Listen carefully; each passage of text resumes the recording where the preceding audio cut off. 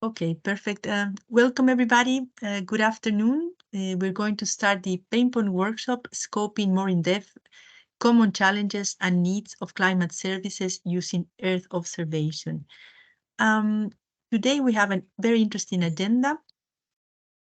We have an introduction to the context of Protect, the objectives and the methodology of this workshop. Then we will share with you the results of the Spring Paintball workshops held at the end of March, from which outcome we identify the challenges. We will also look into the climate policy perspective and the potential of Earth observation on each of the challenges. In this case, is the challenge on sustainable and resilience infrastructure. Um, we will present also the preliminary state-of-the-art analysis of technologies or potential technologies that could tackle the different challenges, and we'll share with you the preliminary results on the patent and standard search. And the core aspect of this day workshop will be the going in depth into the challenge on sustainable and resilient infrastructure and scoping the needs, perhaps identifying other use cases, and will lead an open discussion for you to provide input, provide feedback, and interact with all of the participants. At the end, we'll have some conclusions and next steps. So let's go into the brief introduction. As you probably know, many of you, Protect is setting the grounds to prepare a proposal for the upcoming Horizon Europe pre-commercial procurement call action. That's the Horizon action here that you can see in the slide on governance. There's a 19 million grant with the purpose to develop solutions that are tackling climate change based on Earth observation. And the goal will be building on the outcomes of the global environmental observation system and also on the outcomes of Protect. And today's objectives of the workshop are to validate and further scope the common needs that have been identified in the previous discussions.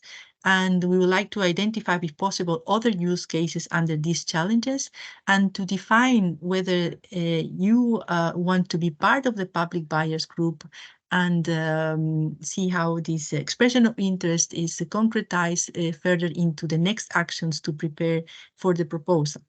The methodology of today will be simple. We will have a brief recap of the spring workshops. Also, we share the state-of-the-art analysis. Then we will have the in-depth presentation of the challenge with interactive discussions, and we will have a question and answer methodology. So feel free to ask questions and to give us our views and perspectives on what we are presenting today.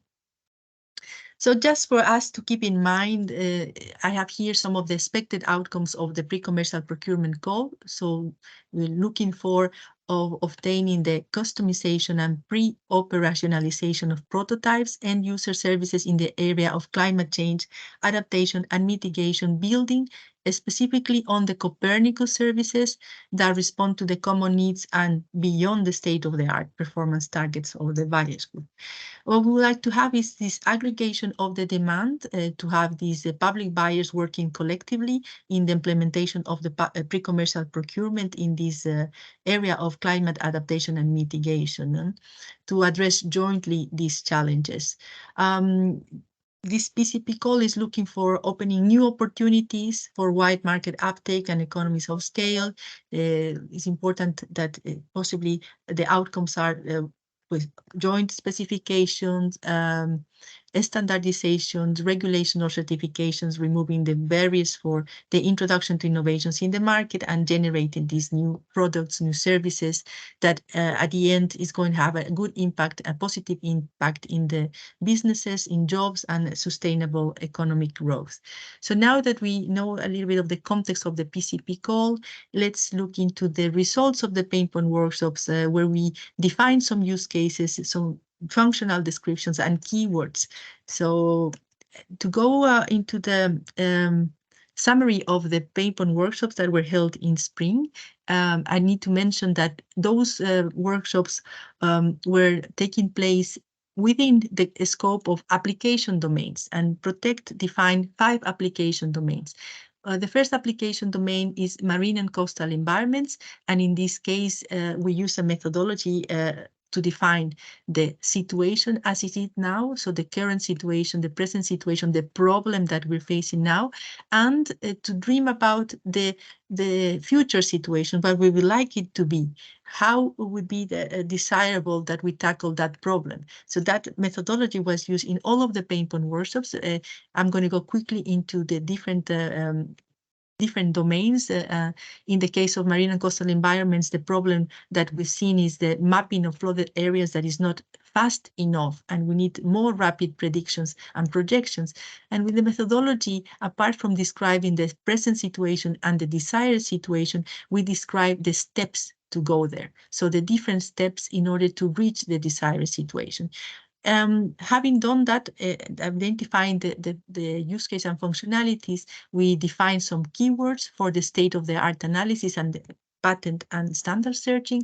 And also we ask the other organizations, potential public buyers, whether this use case and these functionalities are relevant for them, and we found out these are relevant for them. The other application domain are sustainable and urban communities. This is the domain that is relevant for this discussion.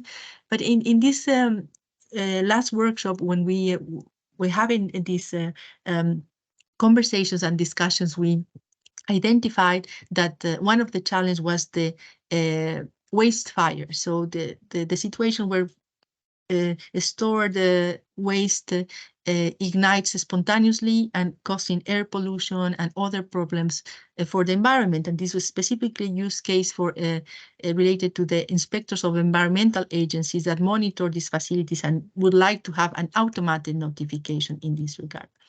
So in this case, we also defined the steps, and we defined the keywords, and we defined how many organizations or which organizations would be also interested in this use case and these functionalities. The other application domain, and we also conducted a workshop here, is civil security and protection. In this domain, the illegal dumping of waste was the one challenge identified, and the difficulty that law enforcement agencies have to trace the responsible criminal behavior, and also to prevent further damages in case of problems like the waste flowing in water cross-border. So the desired situation, the desired future situation in this the application domain and related to this problem was to have automatic alerts to be sent to competent authorities in order to prevent the illegal dumping of waste in water. So we did the same. We had discussions about the different steps to reach the desired situation. We defined those steps, defined the keywords, and also found out that other organizations are interested in this challenge. Then energy utilities.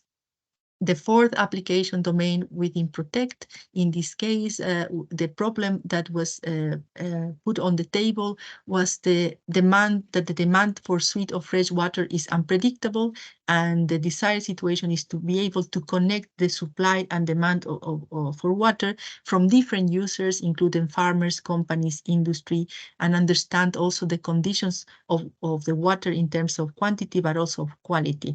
We define some steps in order to reach that situation, and the keywords, and also the different organizations that are found it relevant for them. And we just had a workshop about the water resilient solutions. And last application domain, the agriculture, forestry, and other land use reveal one problem.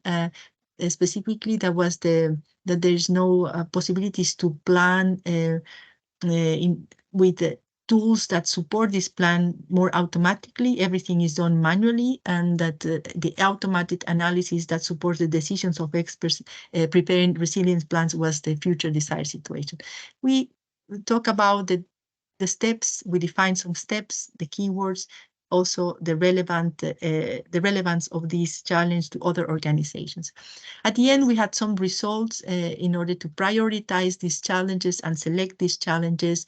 We defined a methodology, including which challenges had the most score, given the relevance that they have for other organizations, the commitment of contracting authorities to pursue this challenge, like that is to actually lead the procurement or be part of the procurement as public buyers. And we decided to have a mixed approach in order to select the challenge.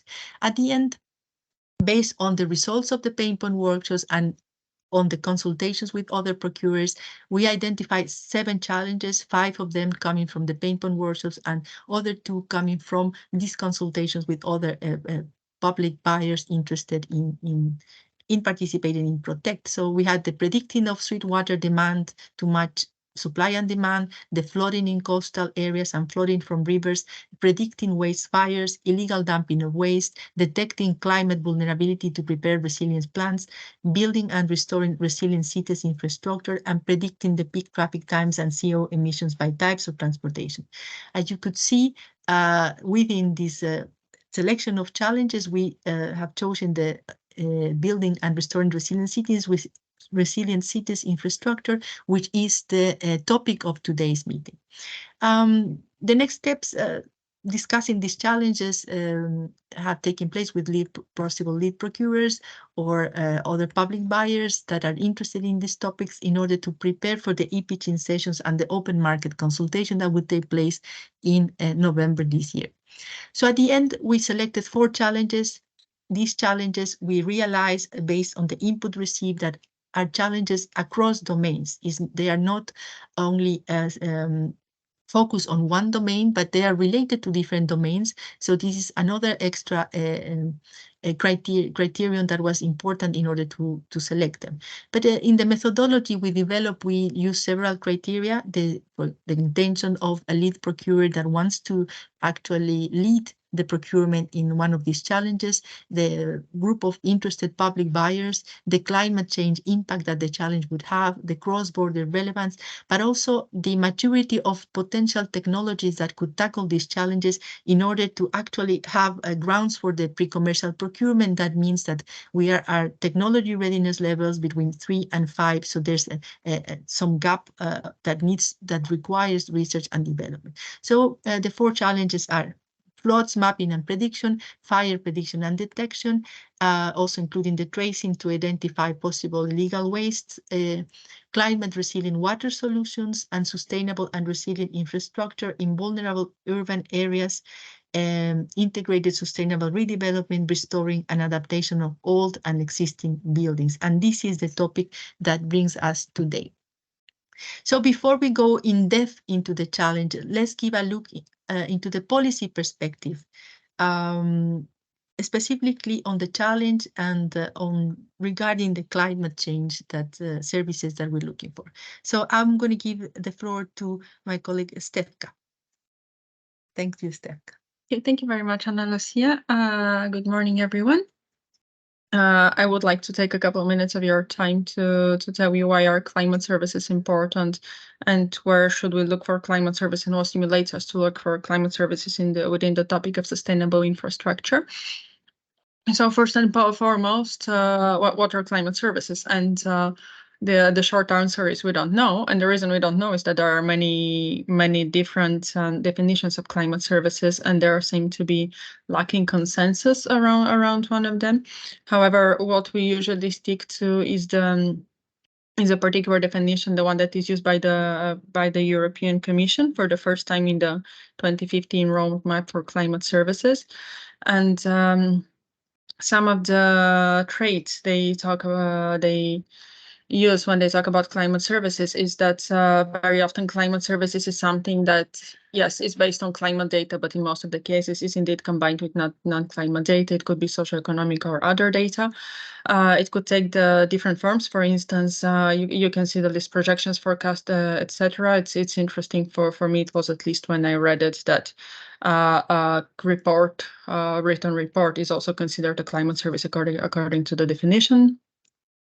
And it is important that climate services are supposed to serve society at large. So based group of different stakeholders, and not only take data, transport it, and bring this data to transform it and bring it to someone else.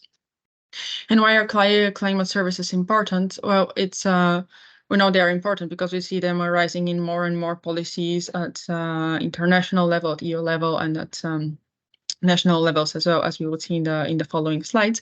But most of all, what is important is that very often it is difficult to know what is the availability of climate services, what climate services are out there, especially when we talk about climate services, which very often are based on Earth observation or other technologies that can progress very, very quickly. So in order to know what is there, we also need to know what is there in order to be able to define our own demand for climate services. And this is very much the case, for instance, and it's very evident in the instance of pre-commercial procurement, where defining the demand is crucial, but defining the demand goes much beyond the case of pre-commercial procurement. So that's the purpose of what we are doing here. Next slide, please. Mm-hmm. I'm going to the yeah. Thank you. Thank you very much, Ana Lucia. So within Protect, we did an extensive analysis of the European regional adaptation policies, and here are some of the fields and instances where the topic of infrastructure came up. Maybe I need to preface that by talking about topic of infrastructure. And probably you more than me realize how broad this definition is, how everything could be an infrastructure. And this is part of the reason why we can see that, for instance, we have infrastructure coming up in domains such as marine, coastal, sustainable and urban communities, energy and utilities. But it can also come up, for instance, every time we talk about civil security, because it's sometimes the line between infrastructure and critical infrastructure is also not that clear, and this would change who is very often the stakeholder that is in charge of this infrastructure. Next slide, please. So where we look for infrastructure policies? Well, first of all, at EU level, one of the places that we see the most influence recently is the EU strategy on adaptation to climate change. Then at national level, there are many laws and regulations, knowing that, well, indeed, infrastructure is very broad and there could be different policy approaches to tackle that. But we do think that what is very interesting to hear is to see, especially in the last years, and as you saw in the coming slide, is the race and the more and more frequent use of national and especially regional climate adaptation strategies. And it's very different to see that it's very interesting to see the different approaches that infrastructure is created to there in order to contribute to climate adaptation. Well, this being said, there could also be many instances of not only climate adaptation, but infrastructure should be looked at, well, for preservation purposes, but also from the perspective of climate mitigation, as well as disaster management and prevention. Next slide, please. Okay, so what is relevant from the EU climate adaptation strategy that we need to look at more specifically for our current challenge? Well, there's as I said earlier, infrastructure is a very broad challenge if I consider it broad. But what is more important maybe is that that is a systemic one, which means that yes, we do have a impact in different domains, but this impact very often comes from, for instance, geographical phenomena that influence each other. So sometimes we cannot just tackle one of them without tackling the consequences of that. This is also what the policy highlights, also when it comes down to nature-based solutions, and especially when it comes down to blue and green solutions. Next slide, please. So last but not least, if you have to take something from my presentation, you're probably very well aware, but especially within the past years and policies at EU level, not only in the adaptation mission coming up, there's no wrong time to remind that we live in a complex and a systemic world, and things influence each other. So we use this very pretty green-blue picture to show you how green-blue infrastructures are only an example. And I invite you, when you think about, for instance, sustainable infrastructure, or when you think something else, to think about the nearby park, or to think about what that influences, what are the reasons for the repercussions that you're feeling, and what are the repercussions that you have further down the line. That's everything on my side. So thank you very much for your patience and attention. Thank you so much, Stefka, for this very nice, clear presentation. I love the graphic and the concept of the blue-green solutions. It's really nice, very proper for this discussion. And now we're going to go into the potential of Earth observations. How can Earth observation be applied to the 4 different challenges, and specifically to the challenge that is the subject of today? And I give the floor to Joanna. Thank you, Ana Lucia. Thank you, Stefka. Now, if you have attended the previous sessions of the Paintpoint workshop, I will repeat again, just so you know.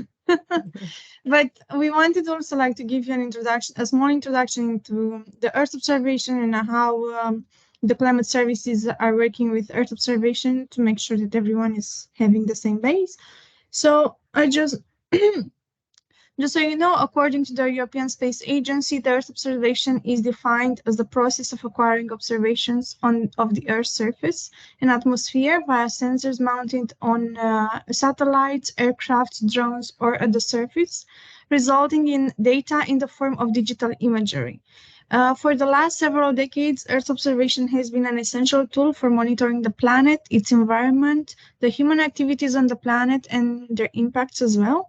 And for example, the Earth observation has been fundamental for monitoring climate change over the last decades, because the satellites are providing a clear and a uniform and also continuous picture of changes across the entire planet.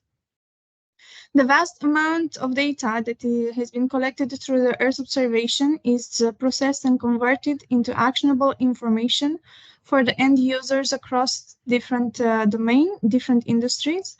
And 2 supporting technologies that are enabling this intermediate step of processing the Earth observation data are the artificial intelligence and cloud computing.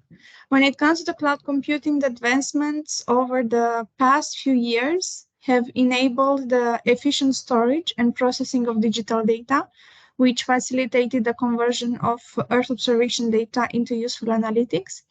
And artificial intelligence, which is the field of computer science dealing with making intelligent computer programs, has allowed the huge amount of petabytes of data to be collected from the satellites on a daily basis and to be combined effectively, allowing the users to derive the needed insights. So these 2 technologies combined have enabled the rapid growth of the Earth observation market that led to the development of several applications of Earth observation. Now, if we move to the next slide, we can discuss about the Copernicus program, which is one of the largest Earth observation program managed by the European Commission, and it has an objective to monitor and forecast the state of the environment on land, sea, and in the atmosphere in order to support climate change mitigation and adaptation strategies, the efficient management of emergency situations, and the improvement of the security for every citizen.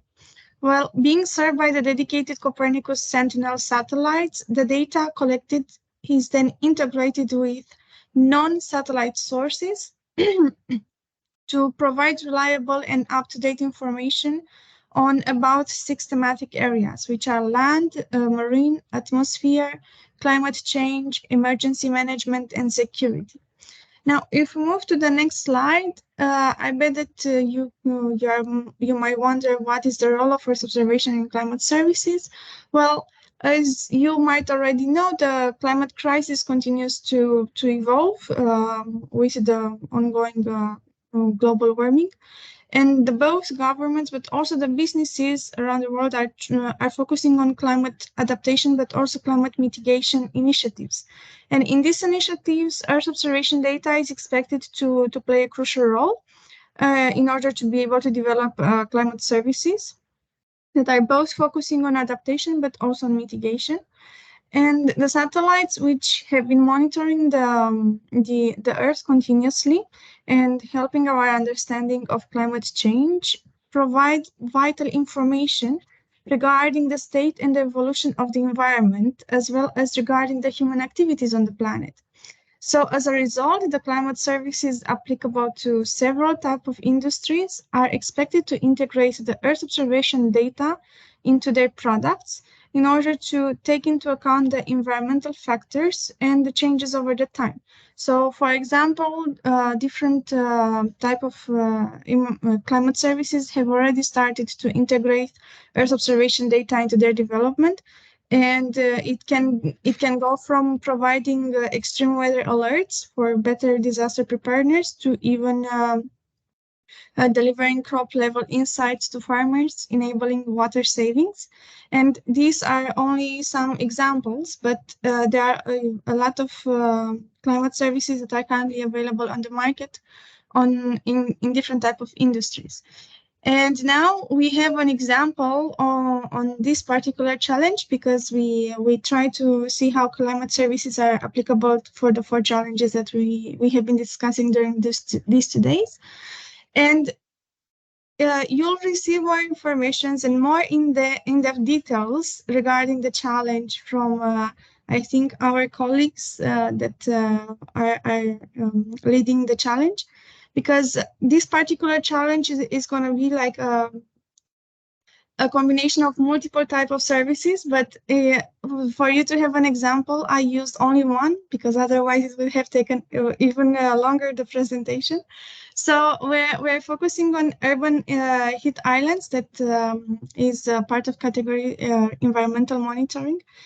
Well, it can be seen in the picture that, for example, the cool areas in the parts of Madrid, they can be super noticeable, and it means that basically Earth observation, this is a proof that the Earth observation can support the mapping of different type of temperatures, but also variations across different urban areas. And based on this type of information, it can either health alert can be produced in case it's too hot, or it's to let everyone know about this type of emergencies. So this is all from me for the moment, and if you have questions, please feel free to ask them, or you can wait to see the more in-depth discussion for this challenge. And if you still have questions, then you can ask them.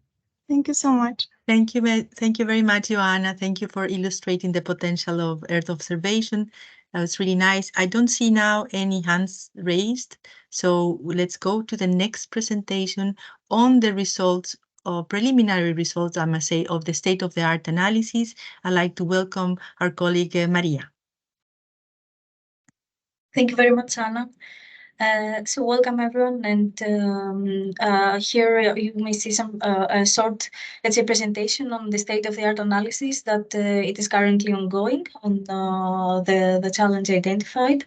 So the first part of the presentation is composed with presenting the methodology that we're going to follow and the rationale behind it. And the second part will give you just a short hint about what are the first outcomes in relation to this challenge. So the state-of-the-art analysis is composed by 3 activities. The first one is the analysis of the intellectual property rights. So here we aim to conclude with a listing of the existing patents and standards. The second part of our activities is focused on identifying and mapping the commercial off-the-shelf products. So see what it is out there available in the market, and that can, of course, address the identified needs. And the last part of our activities will be composed by the analysis of all the material collected from the previous 2 steps, and their transformation into a list of technologies, assessing at the same time their TRL level. So what is important to highlight here is that the reason that we're conducting this analysis, the state-of-the-art analysis, is because we would like to identify the room for innovation that will set the grounds for the future pre-commercial procurement. So in the next slide, we have a better overview and a more in-depth, let's say, presentation of what the activities briefly presented in the previous slide are composed of. So first of all, we have the IPR analysis, which is mainly a macro analysis of the total stock of the relevant patent standards and standard essential patents that will provide us information on their type, scope, breadth, content, radicalness, and technical relevance. But it will also give us an overview of the associated institutions and the related suppliers that are owning these IPRs.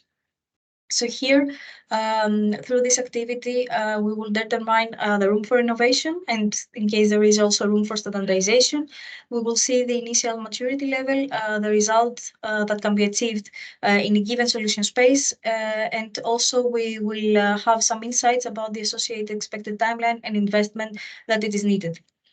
After reviewing the results of our analysis, we need to proceed with, let's say, more technical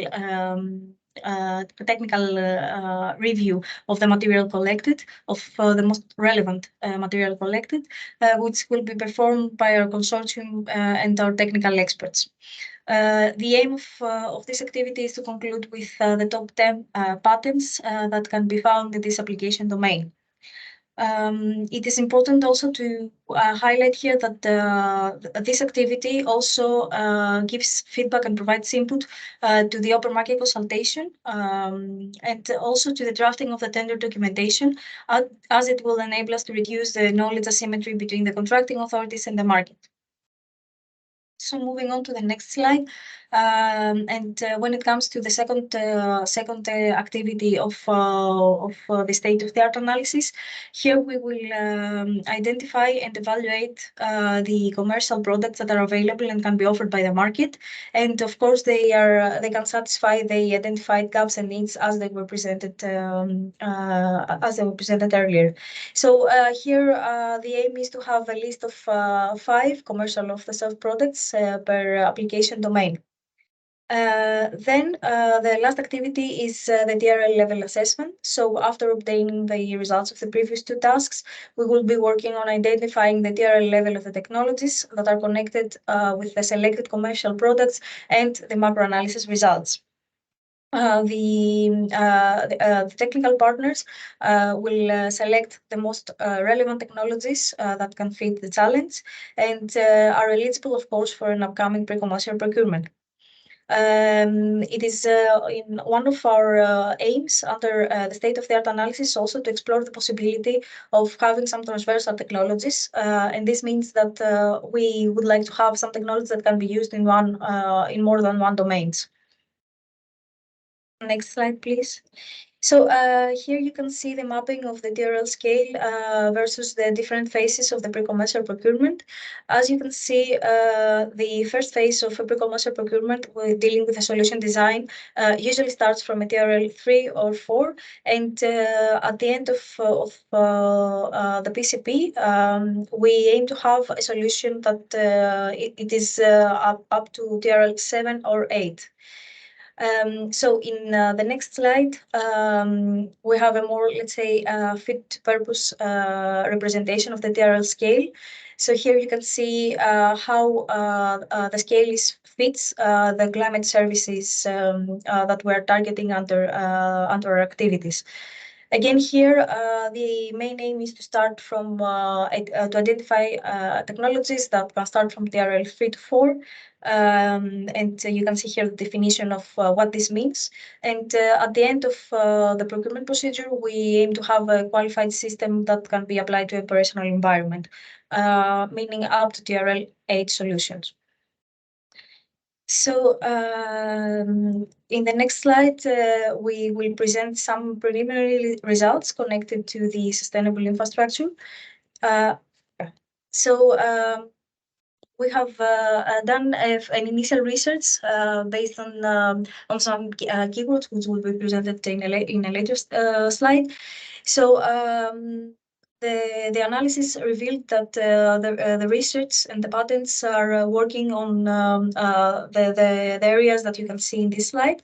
So we have research on the after event evaluation of the affected area. We have the mapping, the thermal mapping of a region. We have also activities related to urban heat inland detection methods, and also methods that provide input for the processing of the observation data. There are several methods and research activities related to the analysis of the urban morphology. Then we have indications about the early warning and predictions, and methods also for identifying the risk level. So here we are in the bottom of the slide. You can see also the underlying technologies and tools that are connected with the research activities.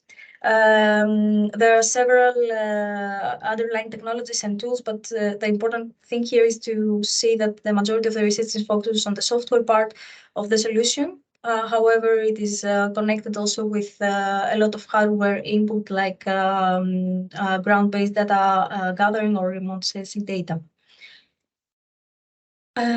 So yeah, we can move now to some initial results from the tool that we're using for this analysis, for the state-of-the-art analysis, the iPolitics platform. So in order to work with this tool, we need first of all to identify a list of relevant keywords that will be used for our searches and for our analysis. You can see the list of keywords that we have identified for working with this domain. The keywords are both connected with the challenge itself, but also we have used some initial technology keywords like related to the satellites or the ground sensors. So in the next slides, you can see some examples of how the patent searches will looks like. As you can see, by using these initial keywords, we can conclude with a market overview and a long list of different patents that correspond to our searches. We have several indications for the different patterns, like the market coverage or the technical relevance, and other material that it is relevant and needs to be examined under our analysis. In the next slide, I think you can also see that we have the geographical representation of where all these patents have been issued. So we can see where the research, let's say, it's more focused. And we also have indications about the abstracts. So after we have this long list of material, we then need to go through on reading the different abstract details in order to identify the ones that are more relevant to our challenge. And I think also it's important to highlight that the tool provides us an indication about the industry trends, meaning how the patents and different patenting activities evolve during several technological industry domains over time. So you can see in this slide that we have several representation of all this material, which of course provides us some indication of where the research is focused on. And in the next slide, if I'm not mistaken, we can see also the we can see how the patents themselves evolve over time. So you can see that there are different timelines where the research was more heavy on the topic that we are examining. And I think in the last slides, we have included also an indication of how the standards research will look like. The important thing here is that the analysis will be based on the iPolitics tool and will be similar to the one that you have seen in the previous slide, like we used in the patents. Yeah, and I Okay, think great. that's all for me. Great, Maria. Thank you so much for this complete overview on the ongoing state-of-the-art analysis, and they will be complemented by also the results of these pain point workshops and also the e-pitching sessions that would take place. So we're still working on these as a work in progress, but it's a work that is really relevant in order to identify the maturity of the technologies, the gaps that we need to assess with research and development, and yeah, the next steps. Thank you so much for this. We go now into the challenge more in depth. And for this, I would like to give the floor to Sami from, I think I don't see Sami here yet, but Sami, I made you a presenter so you can share your screen. You can share your screen. I'm going to stop sharing. Thank you so much. I see you now. I give you the floor. Thank you also to Valentina, who is commenting on the. Would you like me to share the screen, or would you like to? I can share the screen. Am I not sharing it yet? Hold on. Okay. Let me see. Oh, where is it? Here we are. Can I see my screen now? No. Not yet. Otherwise, Why I can is it not working? No worries. I would. Now, let me see. No. All right. Yes, now you're there. All right. Good. Great. Good Thank you. afternoon. I think it's afternoon in most parts of Europe now. Mhm. A little bit of who we are, and that needs a little explanation because we are a little bit of an odd stakeholder. We are a fully owned subsidiary of City of Helsinki, so technically a company, but we are non-profit, so we only work for the city. So we are not doing anything in the market. We want to retain the non-profit status, and in Finland that means that we basically don't do anything for anyone else than our owner or R&D. And that's basically what we do. Our main job is to help city get new innovation, mostly in terms of new R&D projects, European projects. And quite often we just end up like making the proposals, but then end up even running and operating all of those projects. City is just happy that somebody else is doing, and then they support us on their own in-kind work. So that's what we do. We are 60-something experts in-house. Just that figure changes daily. We have all the time like 40 plus projects probably going on. That also changes quite a lot. So projects and people come and go. That is quite largely the nature of our operation. Yeah, I don't know, 10 million euros or something.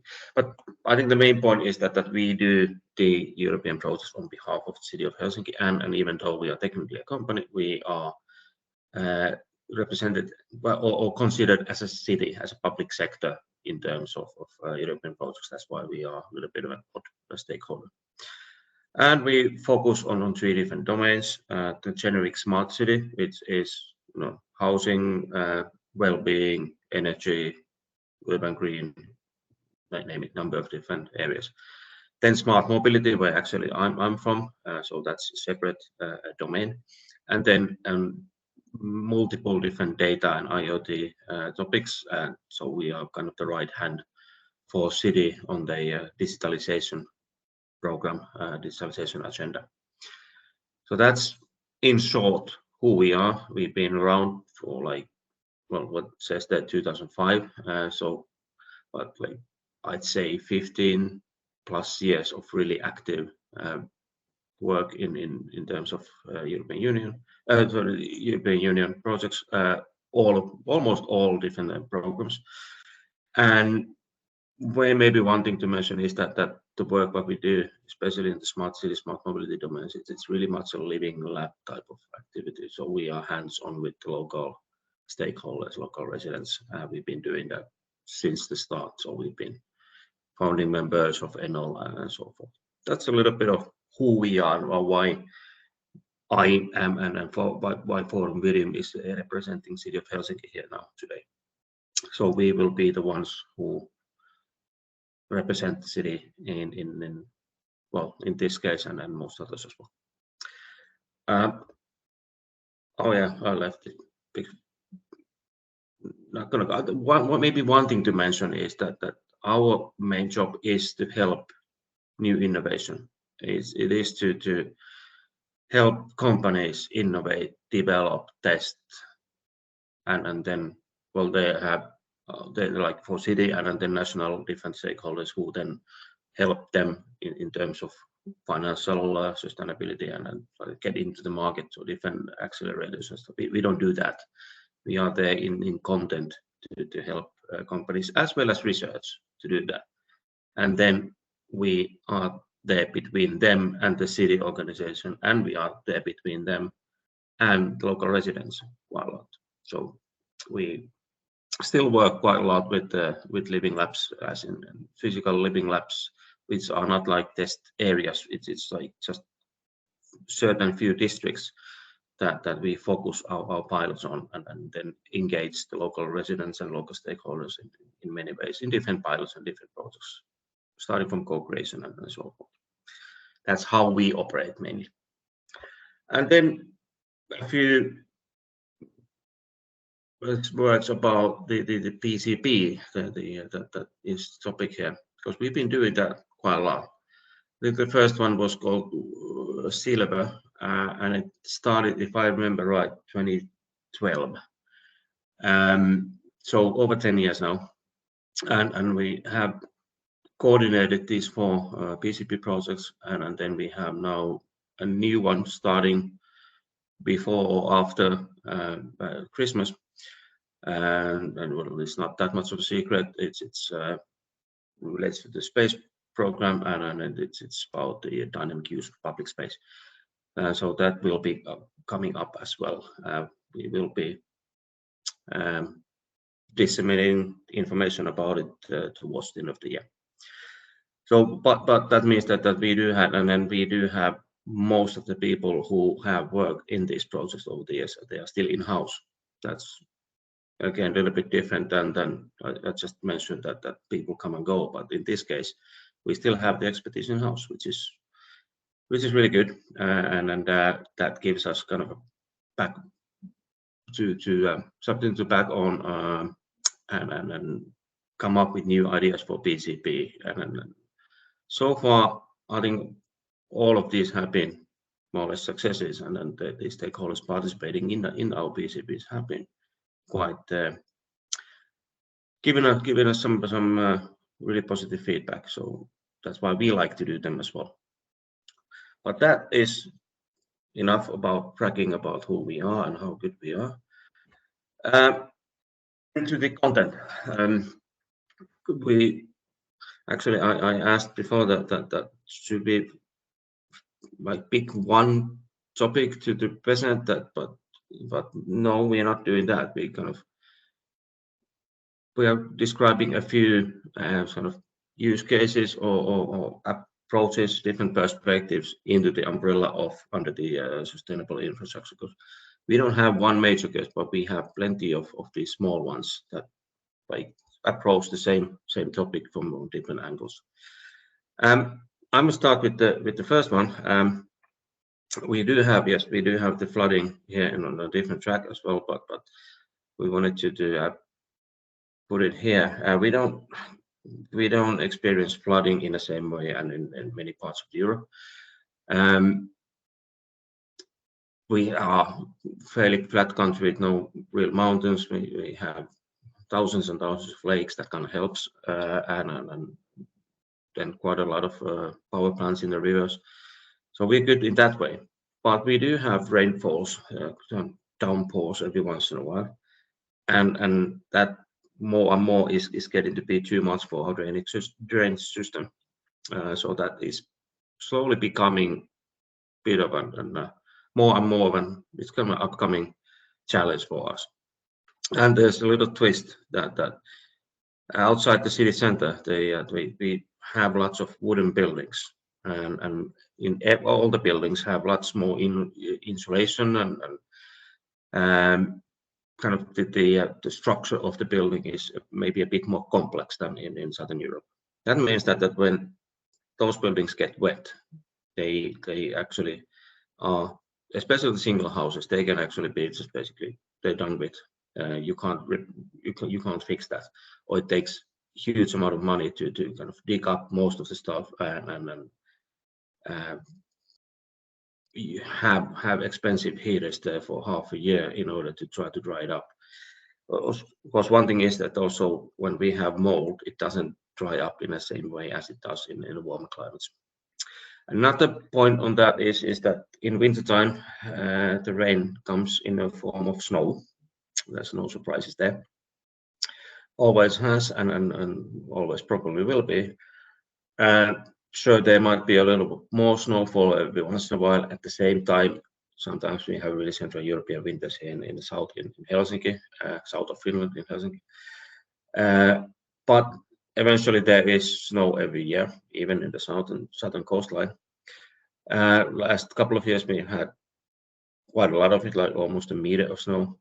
That's not a problem. There are different problems related to that. But also the fluctuation of the weather, what it means is that you have, let's say you have a half a meter or meter of snow on your roof, and then the fluctuation of weather means that all of a sudden overnight it gets really moist, it gets really dense, and actually the weight of the snow is easily, I don't know, comes tenfold or so. That means that there's a lot of weight on a roof all of a sudden, and we see more and more that actually our roofs can't take it, and then we need to be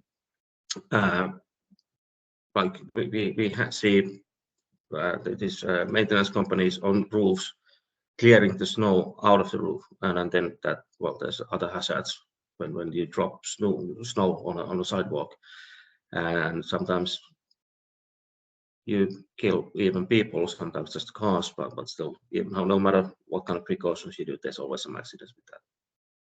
So not flooding in the same way, but the rain and water coming down from the sky does present a little different kind of challenges for us more and more in the future. But then again, like I said, I'm not the expert here. I do have an expert online, Ville Santala, and if Ville, you are able to go through the rest of the points, I do have another slide here as well. Yeah, just a second. I try to get my camera working. Oh, we can hear your voice anyway. So. Yes. Okay, that's good. Yeah, some issue with the camera, but I'm here. Thanks, Sami. So my name is Ville Santala. I work as a project manager in Forovirium. Currently, for this audience, I think the most interesting project is Spotted, where I'm managing our side. So in Spotted project, we're looking at utilizing open satellite data for urban planning and monitoring assessment purposes. So that's why I present Forovirium here as well. So I'll tell just a couple of words about some other ideas that we are kind of developing based on the learnings from Spotted, but also based on learnings that with the different discussions that we are having with different local stakeholders, and also the ideas that we can't kind of solve in the Spotted framework. So things that we want to explore further. So in addition to the flood risk and those topics that Sami mentioned, so also the rainfall is predicted to somehow increase in north. But we also, even though it doesn't sound that we're going to have a problem with the heat yet, we still have some work to do with the heat mitigation as well in Northern Europe. The heat waves are coming more frequent. Obviously, also the way that we have structured our cities and our buildings, they're very different to the Southern Europe. So they are built for the winter mostly, not for the summer. So definitely some heat mitigation is needed.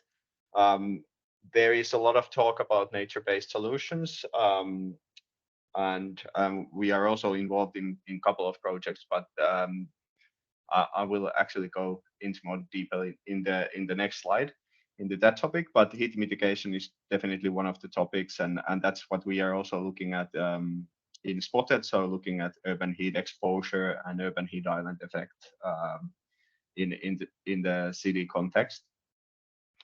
Then I think another topic for the for this talking about sustainable infrastructure is information and data needed on local energy production and energy renovation. So talking about transition from this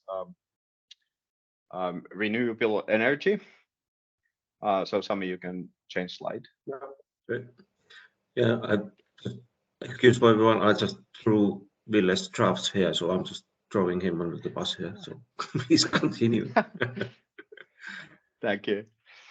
Yeah, so so obviously Earth observation provides us some means for identifying critical sites, be that in terms of the urban heat island effect, for example, but also in terms of understanding changes and impacts that are happening to our greenery or impervious surfaces due to climate change, but also due to urban development in different areas. But also Earth observation could provide us some tools for potential sites for solar. So also helping into that energy transition in local level, be that maybe in a small scale, but in any way. So what we need data on is understanding the impacts of those storms and heavy rains, like mentioned. So understanding urban hydrology. That could be anything from understanding where issues happen, but also what happens after these kinds of events. Be that in the rural sites, like Sami was mentioning, that the buildings are maybe a bit different in more rural and more outskirts of the city, but then in the city, obviously the issues are different, and the effect also might be different to different infrastructure. Talking about piping or the roads, railways.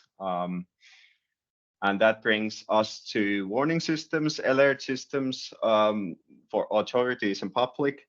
So meaning that with Earth observation, we could be doing more than just monitoring the current state or mapping the current state, but we would also want to understand, and there were already a couple of keywords mentioned in the previous presentations about simulating and forecasting and predicting certain kinds of events and the impact that those gonna have. Obviously, we can then add more information also about changes that are gonna occur in the climate in the northern part.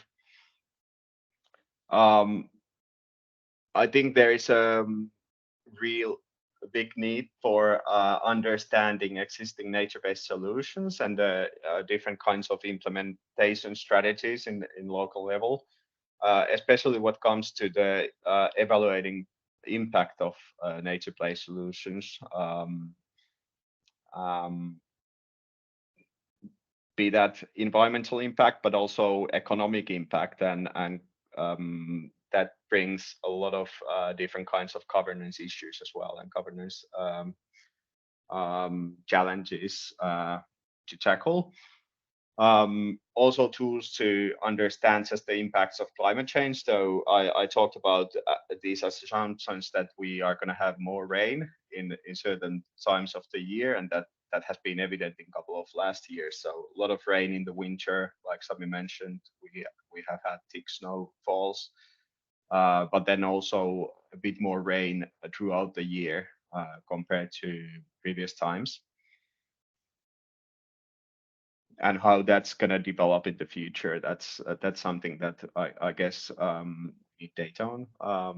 Then also the evaluating impact of future urban development, which is happening quite extensively also in other urban areas in Finland. So big cities are growing quite rapidly. In Helsinki also a lot of talk about urban renewal areas, which we are also as a company working on to find different kinds of experiments to do actions that are supporting the call from the city, the goal of the city of Helsinki to be carbon neutral pretty soon. Definitely need more information about the urban heat effect, but also mitigation tools and effectiveness of different kinds of adaptation measures. So I think that's something that Earth observation has a potential to do. And then lastly, I just dropped one link to the kind of the climate goals and climate actions that the city of Helsinki is doing regarding energy renovation. So quite a lot of talk about different kinds of actions, but I think the most important would be to simulate and forecast things that simulate the impact and costs, so that we can much easier evaluate different mitigation solutions and what is their impact in local context, but more widely as well. And All right. and raising also one last point that I wanted to mention. It's not on the slide, but lot of the projects at the moment I feel like are building these monitoring systems for the current state. But I guess the most important factor here is that we could simulate things and for planners and adaptation practitioners to actually build real life simulations that make it easier for adapting in the future as well. That's it from my side. Good. So that's in a nutshell who we are, where we come from, and basically some of the random ideas and upcoming challenges that we see within this context, and this is basically where we then start to work on when it comes to any creating any challenges. So that's more or less it. Thank you. Thank you so much, Sami and Bill. That's really interesting. You have, let's say, many different possible use cases that we could look at. I think I get something interesting. Well, two things. You have specific challenges due to your actual conditions, climate conditions, and related to the weather in Finland, the type of buildings that you have for that. But despite the difference between the south or the north, but there are common needs in terms of how to, for example, evaluate this impact or forecast specific weather conditions and how to plan better for the cities. I would like to know from the audience if you relate to these use cases or these challenges, and whether you would like to give some input, some feedback on that. I see that Valentina is also writing on the chat. Yes, this this is the website of the also. And she mentions that Haarlem and other cities and towns in the region of Amsterdam have the similar need to climate adaptation of existing neighborhoods and energy transition to renewable energy sources. And it would be, she says, it would be great if heat, heavy rain, and other extreme weather expressions could be used to produce energy. Yeah, we need to know whether that is possible. Yeah, that's interesting comment. But also for the participants here, let me see if I can go through you, so I can encourage that you give us some input on these and see whether these you can provide more of your needs perspective to shape better this challenge and towards the possibility to having this challenge as one of the challenges for the preparation of pre-commercial procurement. And I see, for example, I'm going to go through the list of participants to incentivize their participation. I see Brom, Pavel. Do you have any comments on the presentation made by Sami and Will on the challenge on sustainable and resilient infrastructure? Do you have any specific needs from the city or the organization that you belong to? That if you want to make a comment on the chat or you want to open your microphone, that's fine. If you have no comment now, I'll go to Emil. Emil, do you have any input? Any highlight that you would like to bring into the conversation? And sometimes participants are a little shy, but yeah, I don't know, Gabriela. Gabriela, would you like any input? Oh, I see also Gonzalo. I think Gonzalo has a lot of experience in the city of Lisbon. Yes, Oh, I sorry. was. Okay, then let's go first with Gabriela and then Gonzalo.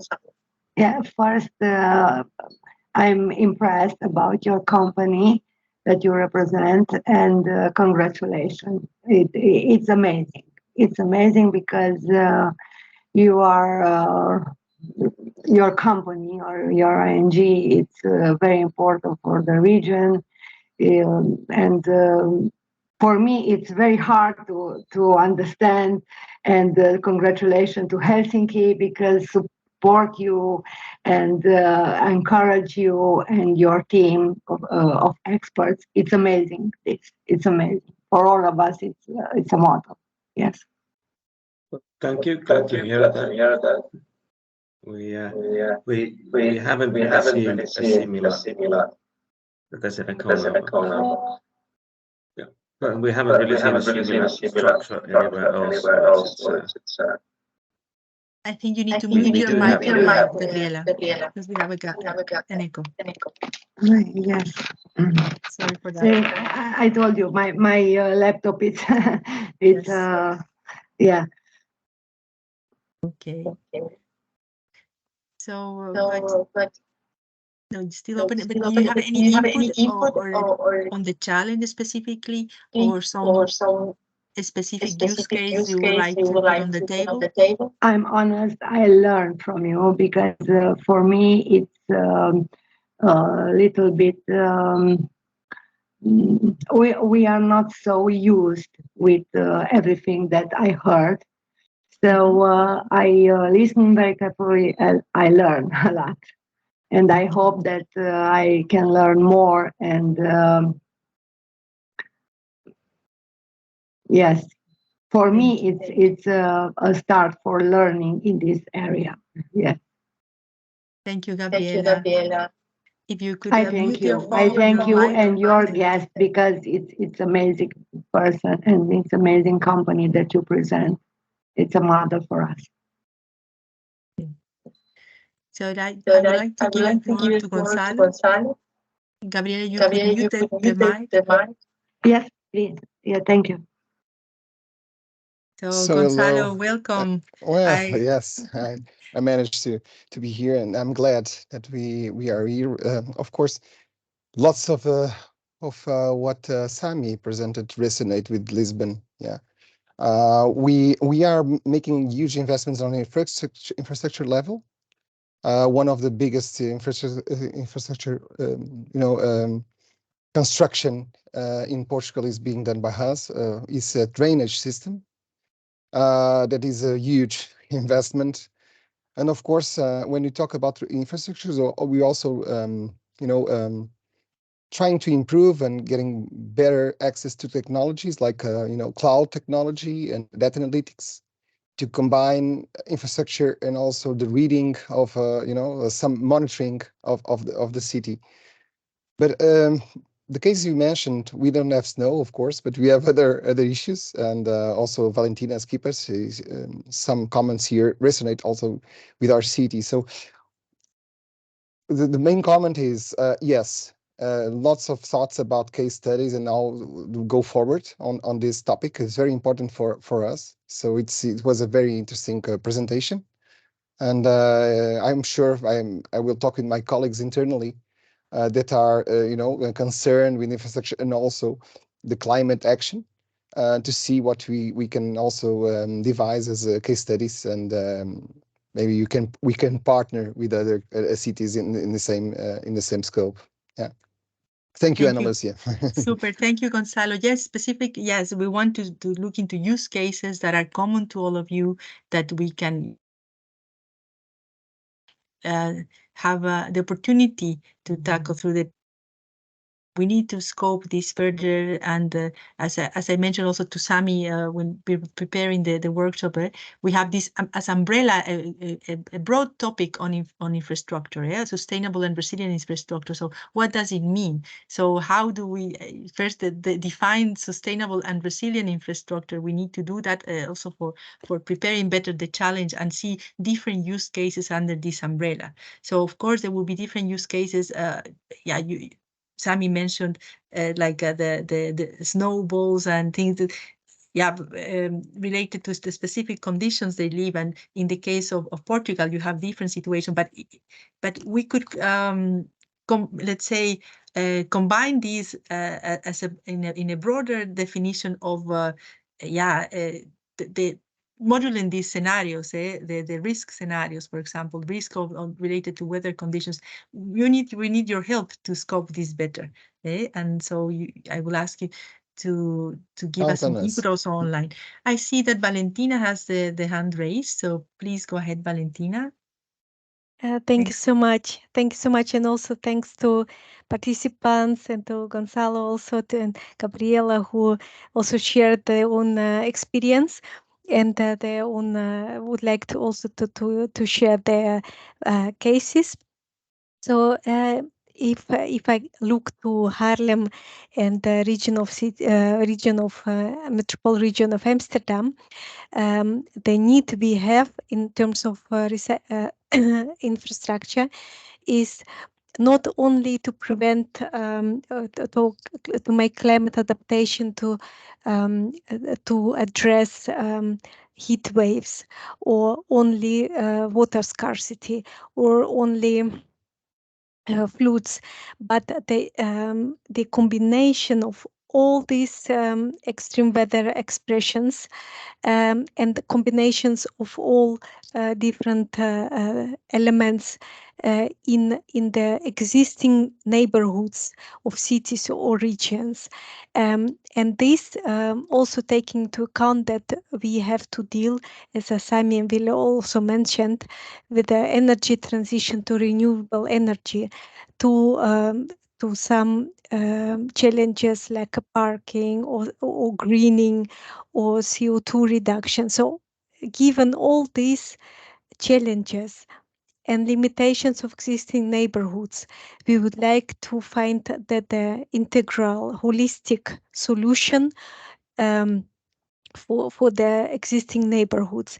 So not only for buildings, but also maybe bridges,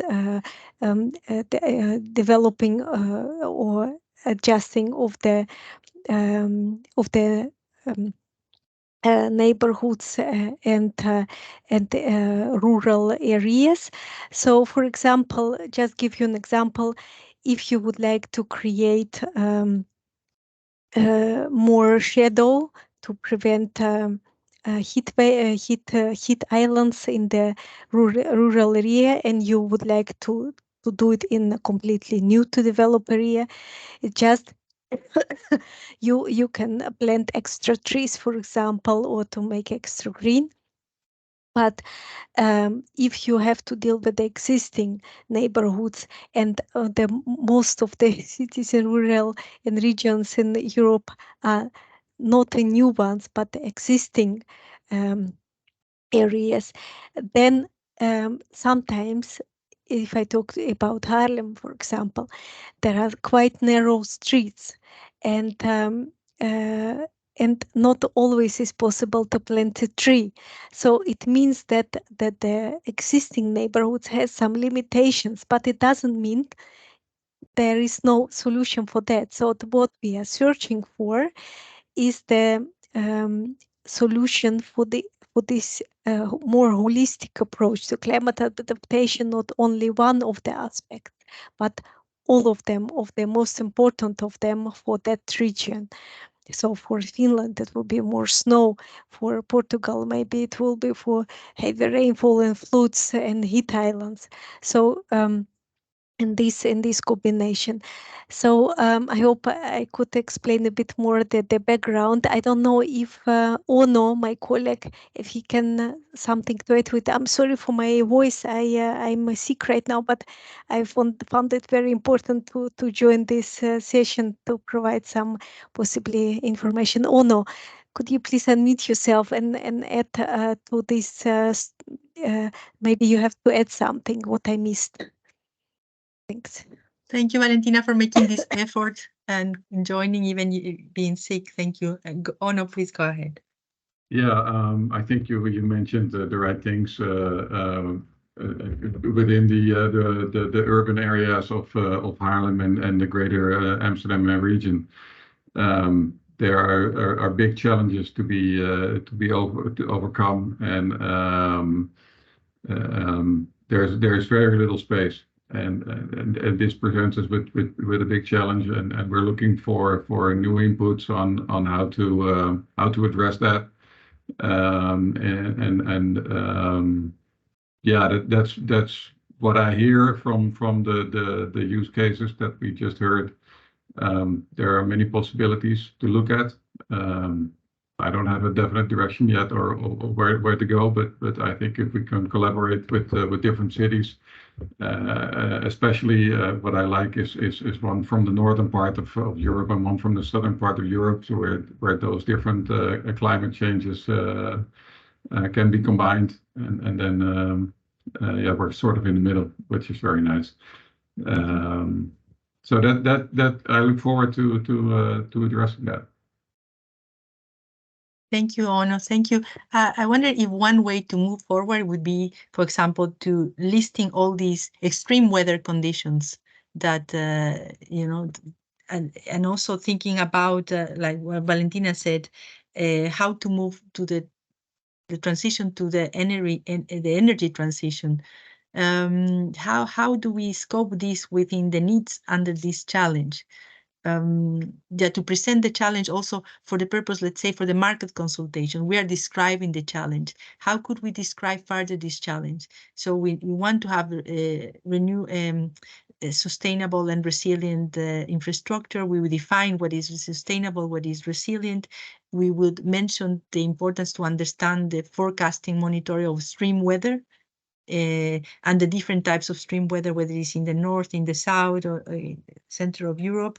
Think about the simulations of impact or modeling impacts, and also thinking about how these models could help understanding better how to move to the energy transition. But you need to help me here, because I need to kind of give a scope and give some structure and body to this challenge. So how do you think it would be the best to describe it? At the moment, we have a general description. Let me see. I will go to the other slide. But if I think we're describing the challenge for the, yeah, so we have described as we need some integrated sustainable redevelopment, restoring and climate adaptation of existing neighborhoods, both in urban and rural areas. So you need an integrated sustainable redevelopment.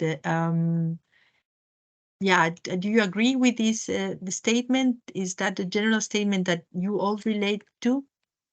You're asking me? Yes. Okay. Yes. I absolutely agree with this statement, and the integrated sustainable redevelopment is a big question because we need a lot of housing for a growing population, but we need to build it within the existing city, and at the same time we want more green, more water, more adaptability, and this makes it a very complex situation where we need to find solutions that are coming up now, but are still not complex enough to address our situation, and not only the situation in Ireland, but also in other cities, I think across Europe. And so this is a good description of what we need, and especially the integrated part, because it's way more than just climate adaptation. There's so much more going on at the same time, multiple crises that we need to address. For example, what would be these multiple aspects that you mentioned? There's an energy crisis, so we need to find ways to collect social and energy economic and store. And there's a biodiversity crisis, and there's a water crisis coming up, and we discussed it in the earlier session. So sweet water is going to be a real issue for the Netherlands especially, but also other countries. So yeah, and they all come together within that one maybe square kilometer of redevelopment where we need to address all those issues at the same time. Okay. Yeah. Of course, we're also describing here, what are some of the actions needed in this case, so to develop this integrated solution using Earth observation data. And here you have a list of also situations, or you could also use each of them as use cases in the context of this challenge. But if you have like a magic wand, like a Harry Potter wand, and you say, okay, I want my solution for this sustainable and resilient infrastructure, how would that look like? Think like without boundaries now. What would you have at your desktop, or how do you see that? We could do magic. What would you look for? I think I would look for a tool that would help me model the effects on these and maybe some more areas, and would help me check if different solutions would help improve on these points.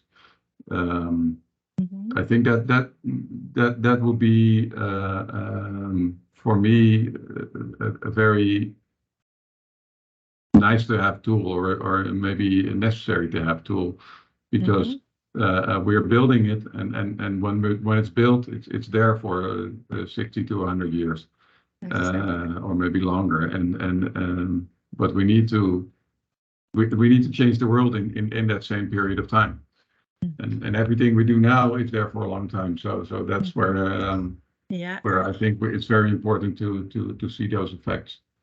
Okay, that's very interesting. But you mentioned this tool, you need to see from now and 50 years from now on. So the idea would be this tool to help you model different possible scenarios, to pick up the best scenario on what to do, both with new buildings, but also with old buildings, and how to restore areas. So that's what you were looking for.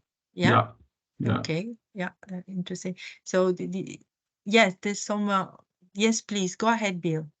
You have Valentina. You have two hands raised. Please, let's go first. Say Bill or Valentina. Go ahead, any of you. I didn't see who raised the hands first. Okay, I'm sorry. Just would like to sum up the need or case needed cases. One is predict. Second is monitoring.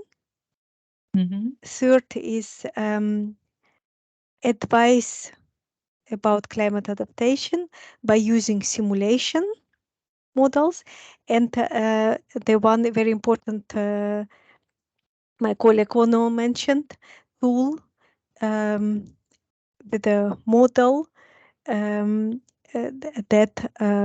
where you can see effects for the future. Perfect. Thank you so much, Valentina. So all of these are functionalities that you will want in that solution. That's perfect. Yeah. Thank you, Valentina. And then we go to Bill. Bill, could you? Yeah, thanks. I'll add a couple of functionalities. So even though we are like, for example, the tool is simulating for buildings that are going to be there for 50 to 100 years. The tool would also need to provide some information about the cost and not just the impact on the climate, but also like impacts on the social welfare at the current state, because we are making the decisions here, even though we are building for 50 years. So there needs to be cost evaluation, environmental evaluation in the current time, but also in the future. So I'll add that functionality to the tool. So forecasting for the future to see much beyond. Yeah, forecasting, but also evaluating the impact on this time. Evaluating impact. Perfect. Thank you so much for your input. I see that the time is running, and I see so many good comments on the chat. I see Stefka. Stefka, would you like to make your comment also? Please go ahead. Nothing more to add is that it seems that a lot of the focus being on the interaction of different risks and their projection in the future. It seems that maybe that's a well. I'm not sure if it really matters if we go with a digital twin or not, and I'm not sure if, for instance, Helsinki already has a digital twin. If it's something that they want to integrate, if all the cities have digital twins and they want to have something that they can plug into their digital twins, are we talking about creating new digital twins for cities, or at least for their infrastructure? Okay, maybe it's something we can agree on, maybe not. Okay, that's a very interesting point. So solutions that could be plugged into digital twins of cities. So forecasting, evaluating, and also the interaction of all these risks and the projections. So I think we have one last minute. If you have any comments, please raise your hand. If you have further feedback after you've been thinking or just, considering these aspects and talking to your colleagues, please send us a message so that we can also work on the market consultation and integrate your ideas. But for now, if I don't see any hands raised, I will go to the last part, the conclusions, to close up very briefly. So what's going ahead? What's coming next? We will integrate all this input from the pain point workshops, including the specific questions, in the open market consultation documents. The open market consultation is foreseen to take place in November, but before November we have some milestones, and in next week on 18 and 19 September we have e-pitching sessions where technology vendors will going to present some solutions that they think that could tackle these different challenges. We will see whether there are already some off-the-shelf solutions that could be relevant for us, but also we will find out what are the research and development paths of these technology vendors. So you're welcome to participate as observers in these sessions. There's also the publication of the prior information notice to announce the open market consultation is foreseen on the 20th of September. So interested public buyers can be listed already in this pin. So let us know about your interest of participating in the open market consultation. You are welcome also to join on the 15th and 16th of November in the webinars that we will have for the market dialogue. So that's important because we will help us also prepare the basis for the public buyers group. We need your expression of interest. So you can also go to the Protect website and sign in and register as in part of one of the public buyers group. After the market consultation and based on the results we gathered from the input from the market and the interaction with the public buyers, we have a business case developed and the procurement strategy will be designed in order to set the grounds, as I mentioned, for the pre-commercial procurement action preparation.